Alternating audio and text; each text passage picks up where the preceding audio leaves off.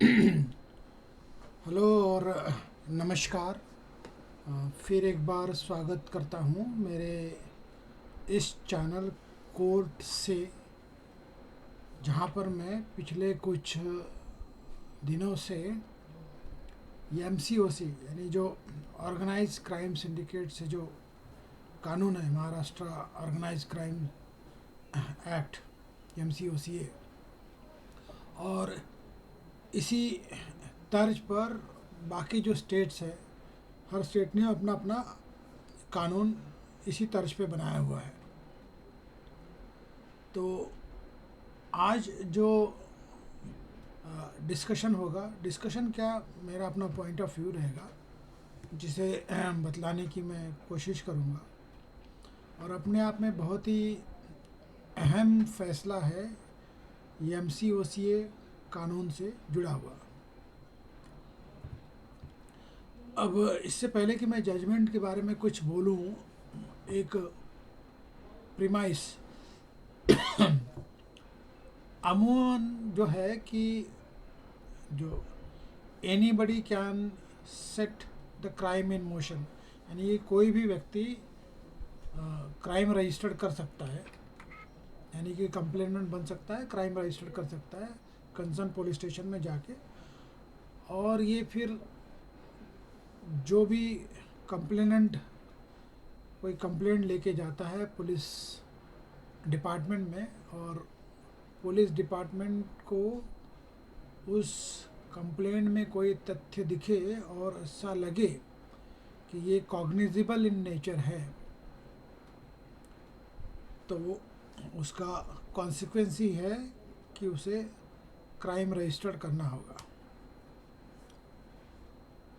कई बार ऐसा पाया है कि जो भी वजह हो, काफ़ी कोशिशों के बाद भी अथॉरिटीज़, जो इन्वेस्टिगेटिंग अथॉरिटीज़ है, जहाँ पे पुलिस की बात करूँगा, वो कॉग्निजिबल ऑफेंस में भी क्राइम रजिस्टर नहीं करते। तो ऐसे में फिर जो पुराना सी आर पी सी है और नई जो संहिता है, उसमें प्रोविज़न है कि आप कंप्लेंट फाइल कर सकते हो कंसर्न मैजिस्ट्रेट के सामने, और फिर मैजिस्ट्रेट अपने विवेक को अप्लाई करते, अपने माइंड को अप्लाई करते, उस पर डायरेक्शन देगा टू रजिस्टर्ड अ क्राइम, और ही में direct an inquiry and investigation cognizance लेके। फिर उसके बाद में जो भी रिपोर्ट वगैरह सबमिट होगी मजिस्ट्रेट के पास, और फिर उन्हें लगता है कि कॉग्निजिबल ऑफेंस है, तो फिर डायरेक्शन देते हैं सी आर रजिस्टर्ड करने के लिए, यानी कि क्राइम रजिस्टर्ड करने के लिए।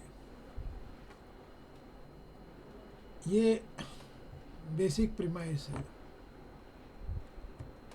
अब जो आज का जजमेंट है वो एम सी ओ सी ए कानून से जुड़ा है, लेकिन ये जो invocation of the offence under the M C O C हुआ इस पर्टिकुलर इस केस में, वो एक प्राइवेट कंप्लेंट के ज़रिए हुआ।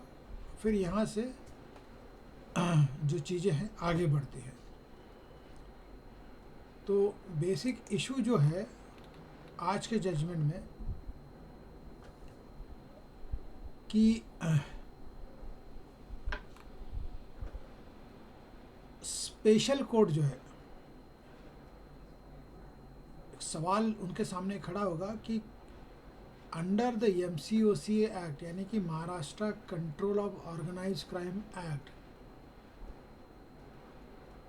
Weather the special court under the Maharashtra Control of Organized Crime Act 1999 MCOCA could act on the private complaint under section 9 subsection 1 and order an investigation under section 156(3) of the CRPC, जो पुराना CRPC है, or take cognizance without first applying section 23 of the MCOCA. यानी ये MCOCA जो है वो special statute है, और जब स्पेशल कोर्ट के सामने कोई प्राइवेट कंप्लेंट है या लाई गई है, तो क्या स्पेशल कोर्ट इन्वेस्टिगेशन ऑर्डर कर सकता है पर्टिकुलर प्रोविज़न CRPC का हवाला देते हुए, या नए जो भारतीय संहिता बनी हुई है उसके अंदर, बगैर किसी कंप्लायंस के, जो सेक्शन 23 MCOCA कानून का मूलभूत कंप्लायंस है, यानी इम्पोर्टेंट कंप्लायंस है। वो कंप्लायंस अपने आप में क्या है? वो कंप्लायंस ये है कि an officer not below the rank of Deputy Inspector General of Police should approve the sanction upon perusal of the material brought before him. तो अगर ये प्रायर अप्रूवल के बगैर क्या स्पेशल कोर्ट सीधे 156(3) CRPC जो पुराना कानून है, और या पैरेलल में नई जो संहिता बनी है उसके तहत डायरेक्ट ऑर्डर कर सकता है to file a CR and order investigation? ये इशू था। अब इसके पीछे थोड़ी सी हिस्ट्री है। होता यह है कि अगस्त 2004 में एक असिस्टेंट पुलिस इंस्पेक्टर नितिंदर सिंह जो है वो 19 अगस्त 2004 को स्पेशल कोर्ट के सामने एक प्राइवेट कंप्लेंट फाइल करते हैं, और वो प्राइवेट कंप्लेंट वो MCOCA कानून के तहत फाइल करते हैं, जिसमें उन्होंने 14 लोगों को अक्यूज़ बनाया था। उन 14 में से 8 लोग सीनियर पुलिस ऑफिसर और गवर्नमेंट सर्वेंट थे, और एंटी करप्शन ब्यूरो के मेंबर्स थे। अब जो स्टेटमेंट वगैरह रिकॉर्ड होता है विटनेस वगैरह का, स्पेशल जज जो है वो ऑर्डर करते हैं 202 directing the commissioner of police to form a special investigation team SIT to raid the premise of all the accused named under the complaint filed by the complainant Nitinder Singh, और इस लिहाज से 30 अगस्त 2004 को special जज MCOCA appoint करते हैं उस वक्त की जॉइंट कमिश्नर पुलिस, जो बाद में DIG करके रिटायर हुई, Meera Borwankar, to head the SIT।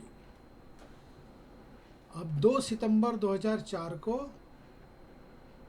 The then joint commissioner police crime Meera Borwankar on an instructions of the state of Maharashtra Bombay high court में क्रिमिनल रिट पिटिशन फाइल करती है on behalf of the state of Maharashtra for quashing of a special जज order, और also challenging the formation of the SIT.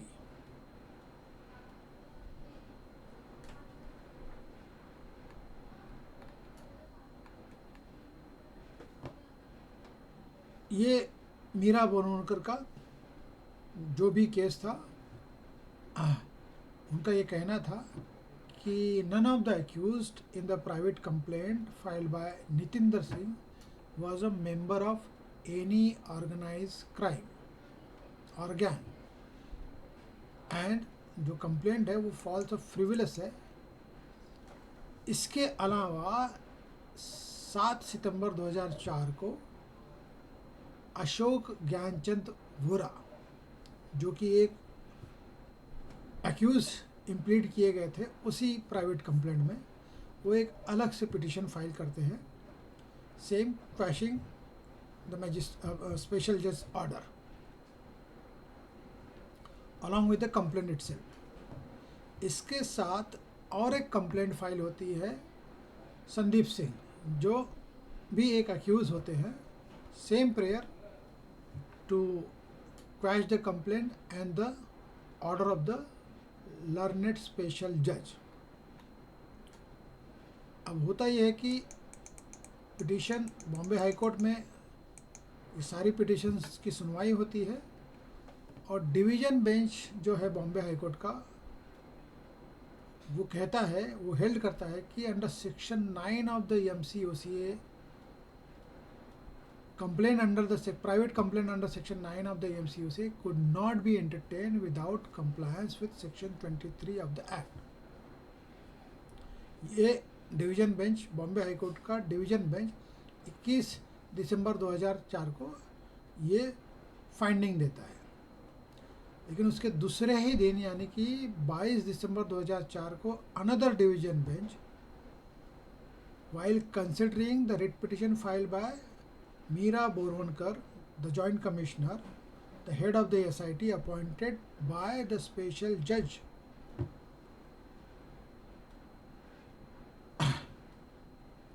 held that while entertaining a private complaint under section 9 of the MCOCA Act, the special court could take recourse of the provision under section 156(3) and order an investigation. Matter was sent back to the special judge with aforesaid finding।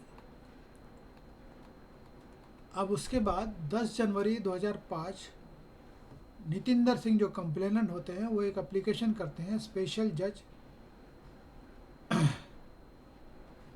उनके सामने,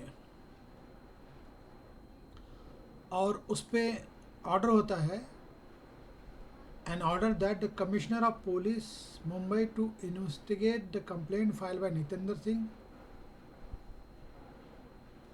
ये order challenge होता है Ashok Gyanchand Vora, another writ petition number 127 of 2005। जब ये matter consideration के लिए लिया जाता है तो लर्नेड सिंगल जज notice the divergence of opinion, यानी कि पहले दो डिवीज़न बेंच के अपने अलग अलग पॉइंट ऑफ व्यू फाइंडिंग्स, तो ये कॉन्फ्लिक्टिंग व्यू दोनों division bench, same Bombay high court, एक 21 दिसंबर को और दूसरा 22 दिसंबर को। तो लर्नेड सिंगल जज जो है वो पूरे इशू को रिफ़र कर देते हैं फुल बेंच को। अब full bench of the Bombay high court gave a split verdict with a majority view being that a private complaint filed under section 9 of MCOCA was independent of section 23 and compliance with the provision of section 23 was not a precondition। ये majority view है।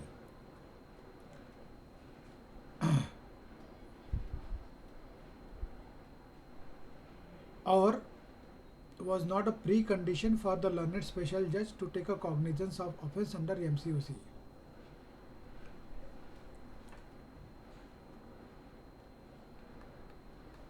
इसी full bench के judgement के बिना पर proceedings ultimately supreme court पहुंचती है।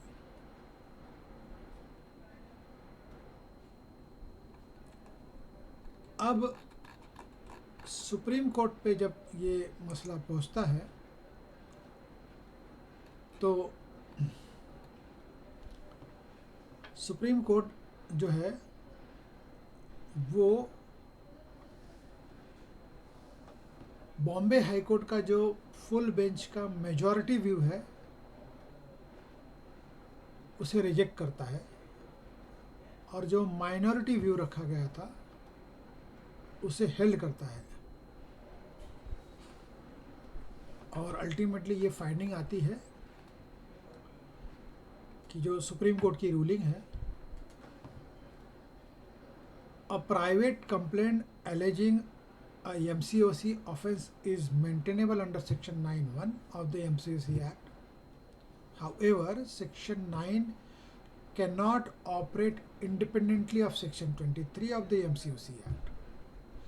Before information concerning the organized crime is recorded, prior approval under Section 23 subsection 1A is required from an officer not below the rank of Deputy Inspector General of Police.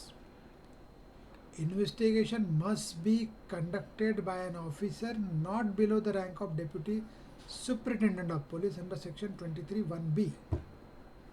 Therefore, special court cannot take cognizance whether on a private complaint or a police complaint without previous sanction from an officer not below the rank of Additional Director General of Police under Section 23(2). Special judge therefore cannot bypass these safeguards by directly ordering investigation under the CRPC provision, which was 156(3), because Section 25 of the MCOC Act has an overriding effect. It's a special procedure prevails over any inconsistent provisions under the CRPC. What should be an outcome? The special judge must forward the complaint to the competent police authority under Section 23(1). A properly ranked officer must then conduct an investigation. The court may take the cognizance only if the requisite sanction under Section 23(2) is subsequently granted. So, core principle is the MCOCA statutory approvals and sanctions are mandatory safeguards against the misuse of its exceptionally stringent provision. They apply equally to private complaints and the police. अब तो मैंने इतना सारा ज्ञान दे दिया, अब आप पूछोगे कि भाई साइटेशंस क्या है। तो भाई साहब, साइटेशन है ये इस विषय का जो जिक्र है वो सेलिब्रेटेड जजमेंट है Zamiruddin Ansari versus CBI and another, जिस पे सुप्रीम कोर्ट ने 6 मई 2009 को इसी मसले में बेल से रिलेटेड प्रोविज़न के बारे में इसे समझने के बाद ये फाइंडिंग दी, और साथ में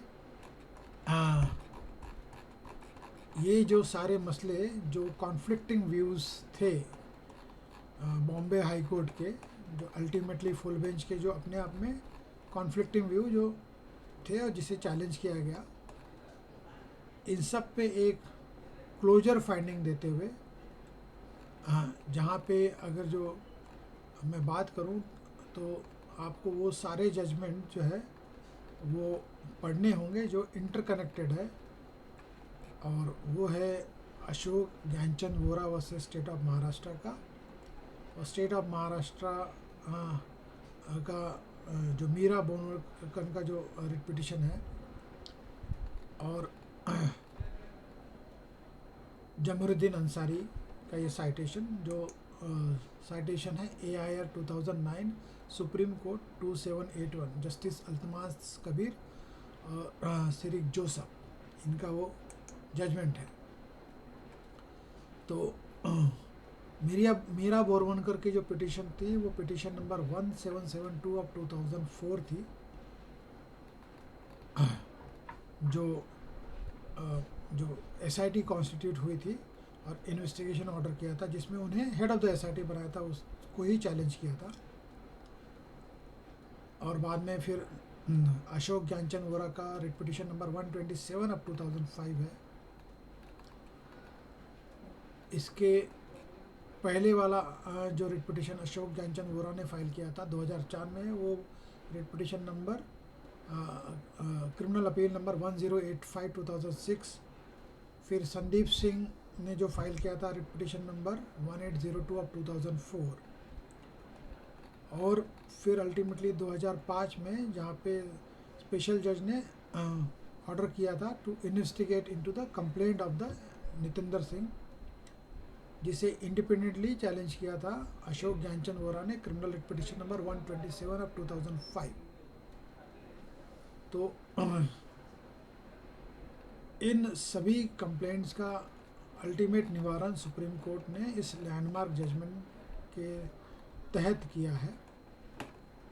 तो इस लिहाज से ये आज का जो जजमेंट है वो अपने आप में बहुत ही इम्पोर्टेंट है। जहाँ तक कि एमसीओसी में प्राइवेट कंप्लेंट के तहत अगर कॉग्निजेंस लेना है तो first route is what? First route is always to forward the complaint. First route is always to forward the complaint to the competent authority designated under section 23(1) to initiate an inquiry। अगर private complaint special जज के पास आई है तो first route is to forward that complaint directly to the competent police authority designated under the statute 23(1) to initiate an inquiry। The police inquiry determines if the credible evidence of the organized crime exists। Special court is strictly barred from taking any cognizance of the matter under section 9 subsection 1 of the MCOC Act unless formal previous sanction is granted under section 23(2) by the appropriate high ranking officer as mentioned under the Act। It has been done, so allowing a private individual to bypass section 23 by using 156(3) would nothing but a abuse of the process। So क्योंकि special statute के अंदर एमसीओसी के अंदर section 25 जो है इसका overriding authority है। Special statute holds a non obstante clause that overrides general provisions of the CrPC whenever inconsistencies arises। तो I hope I have made myself clear and tried in a better way to explain, though I don't claim to be an expert but have made an attempt to simplify the subject, knowing well that audiences are more matured and knowledgeable than me। आज के लिए इतना ही, फिर मिलेंगे अगले video में एमसीओसी से related अगले कुछ जजमेंट्स के हवाले बात करते हुए। तो तब तक के लिए विदा चाहूँगा। Thank you, have a nice day. और जाते जाते happy independence day. Respect the country, respect yourself. Thank you, good bye.